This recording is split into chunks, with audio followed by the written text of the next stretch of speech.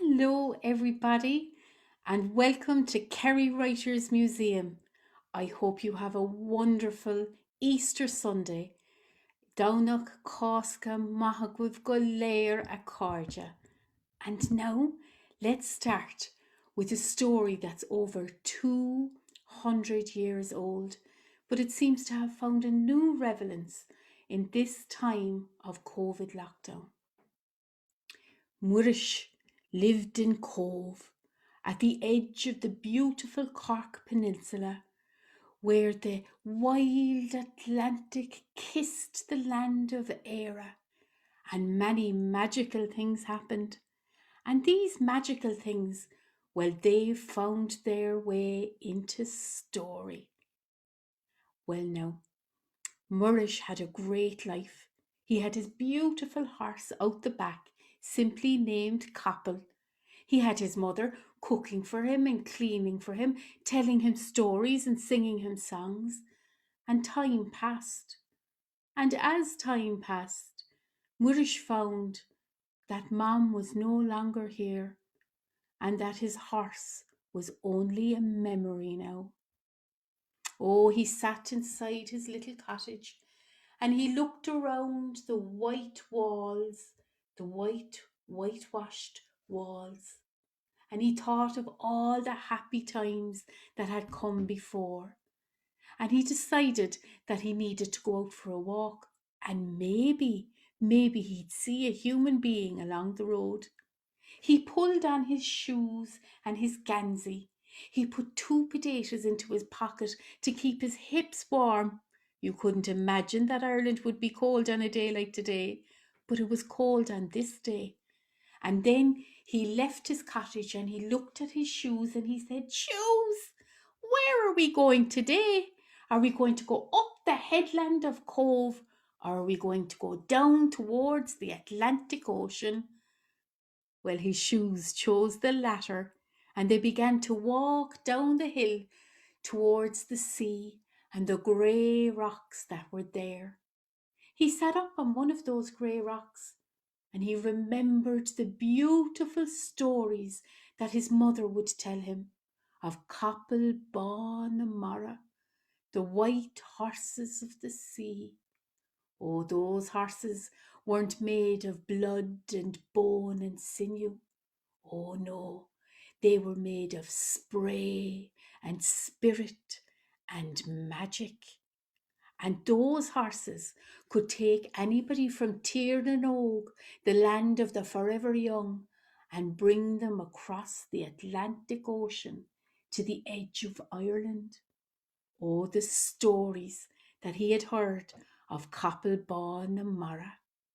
And you know the way it is, the way a story pulls you in, the way it goes deep into your inner eye so that you can almost see those magical white horses. Well, that happened to him. He was gone away far into the story when suddenly he was back on his rock in Cove. And when he looked to the right, there was an old woman there, twinkling up at him. "Hello," she said, "and how are you?" "Who are you and where did you come from?" he said. "I was wondering," she said, "have you anything to eat? Have you anything at all? I'm really hungry." So he took his two hands and he put them into his pocket and he pulled out the two prátile de foca, the two potatoes for his pocket, cold now, of course, and he gave one to the woman and he ate one himself, never taking his eyes off her. "Well, now," she said, "aren't you a fine reared boy? Imagine having a prátile de foca and sharing it. That was lovely. That's just what I needed. I'd have to give you a present." And she began to look in her old lady's bag. You know those bags, so big they'll carry everything, and they kind of smell like wet dog. Well, she started pulling a scarf out of it, and she pulled and she pulled and she pulled, and that scarf kept coming. And Murish said to himself, "Oh my goodness, I hope now that scarf is not for me." And as soon as that thought had landed in his head, she looked at him and she twinkled at him And she said, "Here, boy, this scarf is for you." And he started to put it around his neck. Once, twice, three times, 7 times that scarf went around his neck. And he couldn't help but smile. And she smiled too. And then he smelt that scarf, and it smelt of apple tarts and warm kitchens and warmer memories. And he was so glad that she had given that scarf to him. And then she said something strange, the way old women do. She said, "Listen, boy, a scarf is a barrier, but not just against the weather. A scarf is a barrier, but not just against the weather." And the way she said it made him to hang on to those words as if they were very precious, just like the scarf that she'd given him. And he took off up the road, up away from Cove again, to his little cottage up on the headland.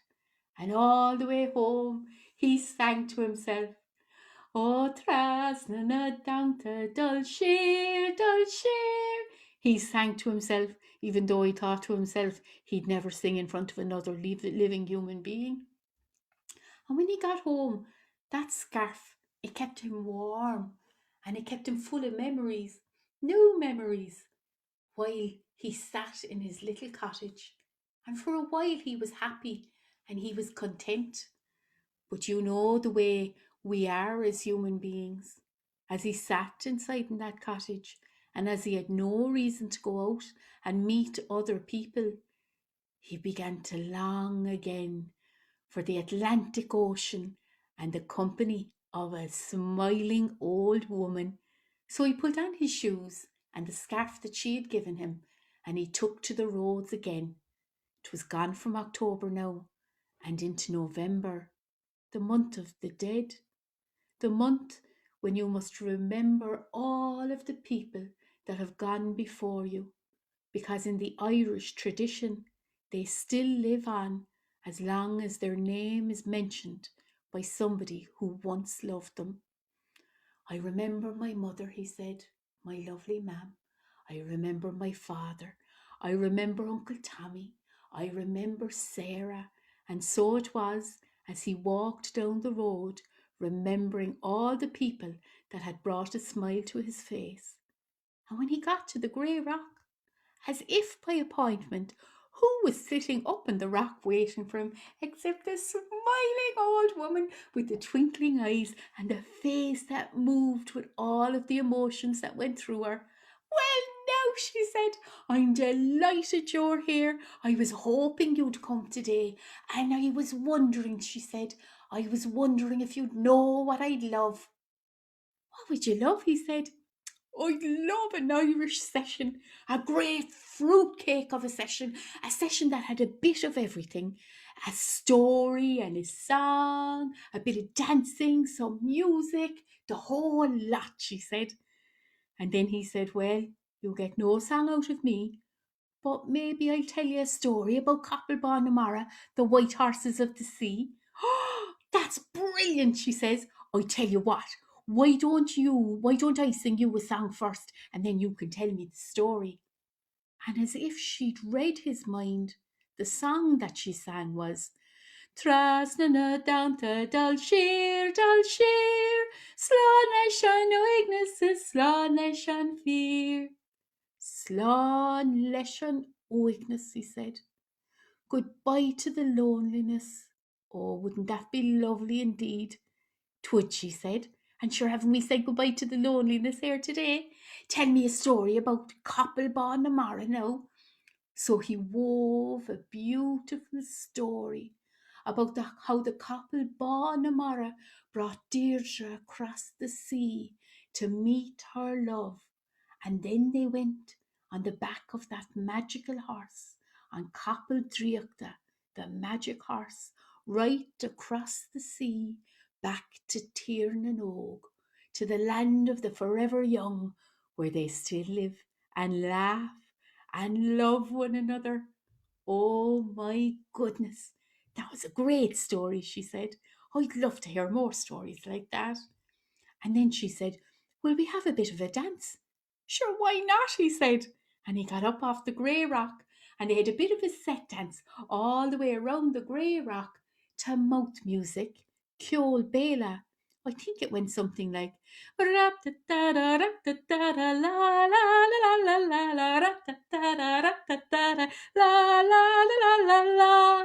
She couldn't help dance to that.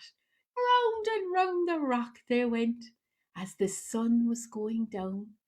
And then she looked at him almost regretfully and she says, I think it's time to leave, but I have another little present for you. Ah, stop that, he said. You can't be giving me presents. It's only something small, she said. And she began to look in her bag again and she pulled out a small little container. This is the spice of life in it, she said. The spice of life. Do you know what the spice of life is? I don't, he said. What's the spice of life? Salt, she said. Salt. Did you ever have a plain old potato and then you put a bit of melty butter on it and a small bit of salt? Sure, it transforms it entirely. It does indeed, he said, smacking his lips together. Thanks very much. And he put out his hand for the little present. And she said, remember, boy, Salin can cure you or kill you. Salt can cure you or kill you. Thanks very much, he said. And he hung on to those words too, just like the words of the scarf, as if they were important, as if they needed to be remembered. And he put it in his pocket and he climbed the hill to his little cottage. And as he looked back, he could see her there at the rock, waving to him. That was November, the month of the dead, and time moved on, and Christmas tide came in, the month of Advent. Oh, the loneliness bit at him now. He remembered all the happy Christmases that they'd had in this cottage, and he put his hands up into the rafters where his mother's buskadriata was, her magic box. And he took the box down and he put it on the table, and he opened it up and he looked in, and there were all her little fipperies, things she'd made herself from coloured crepe paper. And he remembered the years that she'd made them and where exactly in the cottage she had hung them. And he went out looking for an old scrub of a tree to put in the corner to decorate it, because that's what she would like. It was to honour her. But it cost him.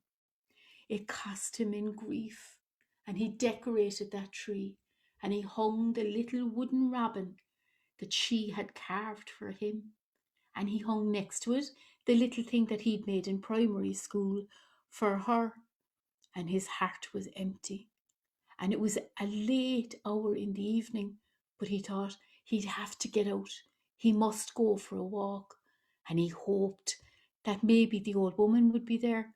And then he talked to himself and he said, for God's sake, it's a very late hour. Why would she be there when the sun has gone down and the moon is high in the sky? Oh, the old cold moon, the last moon of the year, the moon of December. It lit the road for him as he went down towards where the Atlantic Ocean was silently kissing the edge of the land. Shh, shh, went the noise. And he sat on his rock and he looked down the road. And there, coalescing out of the blackness, was a shape. It couldn't be. It was. It was the old woman. Well, he ran to meet her, to greet her. Nolly Connaught, he said. Nolly Connaught. Happy Christmas, he said to her. Ah, sure, thanks very much, he said. And I found a little bruntiness for you, a little present as I walked along. And sure enough, she was dragging something behind her. When she took it out proudly and gave it to him, his heart lurched. Oh, there was a pain in his chest, for it was the harness for a horse, and it must have shown in his face, for the old woman looked at him and she said, "What's wrong with you, boy? What's wrong? It's a harness for a horse." And he said, "Oh, I know, and I should have saved my money, and I'd love a horse." And she said, "That's your head talking, boy. But what does your heart say?" And he said, "Oh, my heart says I'd love a little horse. I'd mind a little horse. Oh, the company of a horse." And she said, "There you go." And she gave him the harness, and he began to believe in it, and he took it from her. "Oh, Carmela Mahagut," he said, "thanks a million." And she said, "Well, now, boy, a harness makes a horse docile. A harness gentles a horse. A harness gentles a horse." "Thanks very much," he said, as he put the harness up on his shoulder. And then, in that moment, they both came to a knowing. "Ah," she said, "this will be my last Christmas. All my Christmases are behind me now, but it's been a pleasure and an honour to spend this time with you." "Oh," he said, looking deep into her eyes, and he gave her a little pogging on the crepey, papery cheek, so gentle that cheek. And then he just had to look away, for he was always feeling her absence. And when he looked back, she was gone.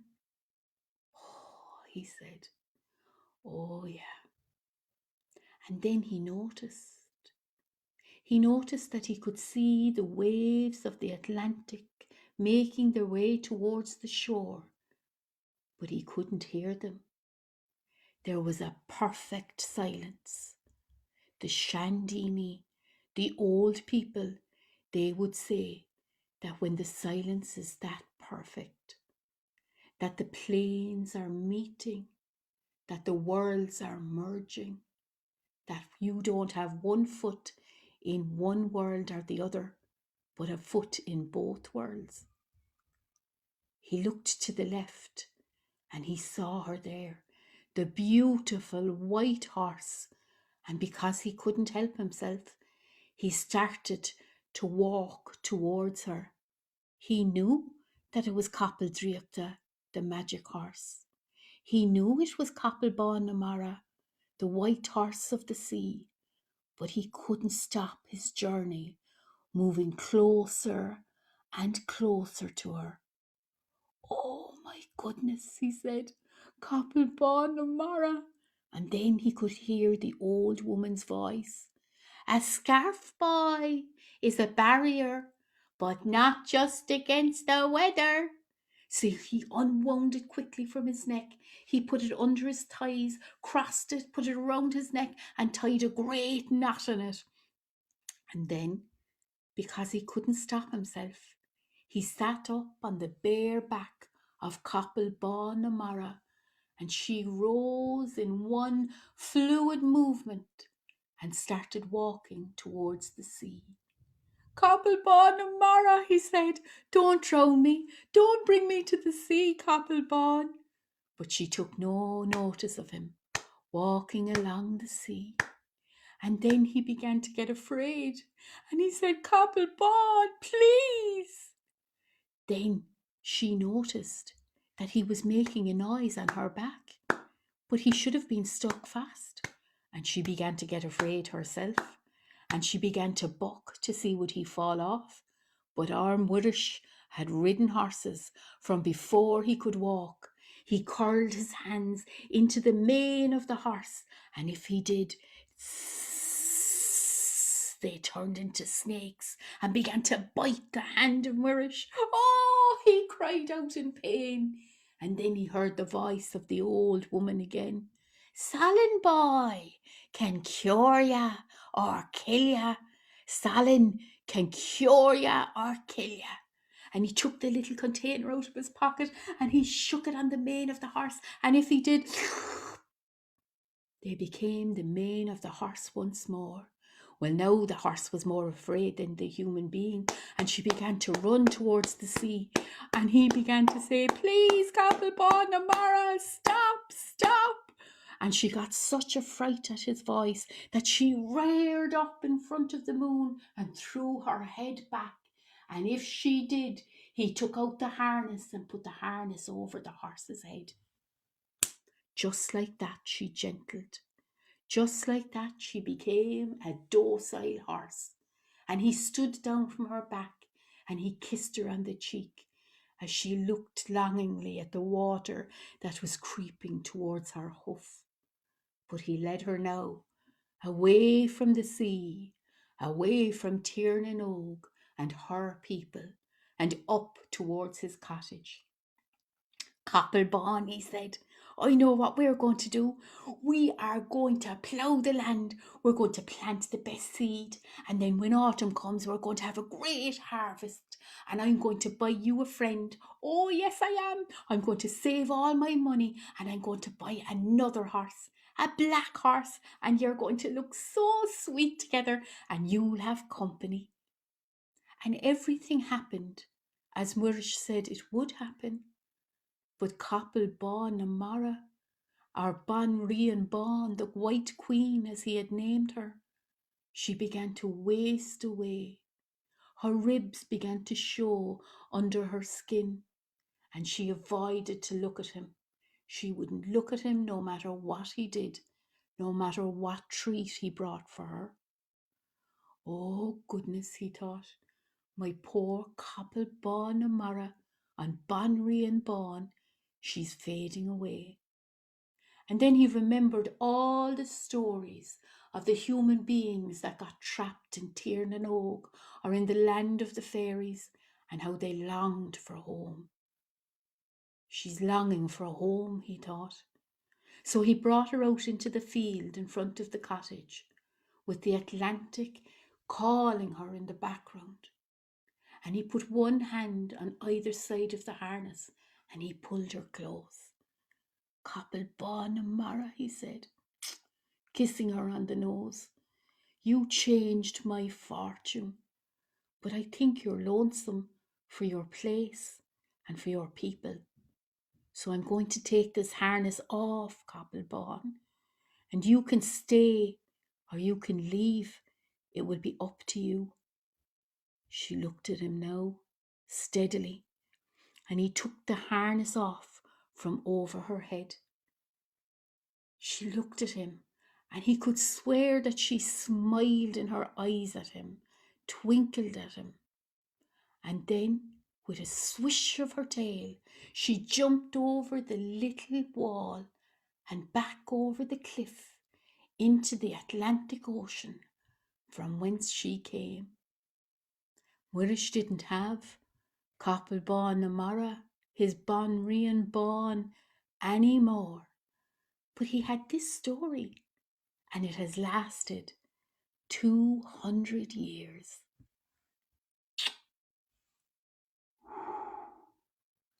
Happy Easter from everyone at Kerry Writers Museum.